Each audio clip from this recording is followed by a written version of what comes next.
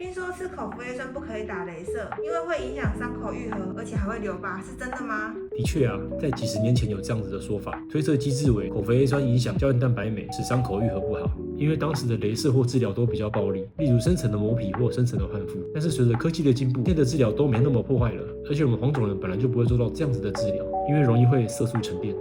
此外啊，根据这10年来许多国际的专家学者所做的文献，都发现一般皮肤科做的治疗是不会有这样子的问题哦。所以吃 A 酸接触手术都没有关系吗？也不是这么说啦，例如说吃 A 酸眼睛会比较干，所以在做眼科手术的时候就要小心，建议还是要跟眼科医师讨论。有许多的手术比较暴力或侵入一直要小心，建议还是要跟手术的医师讨论一下，这样会比较安全哦。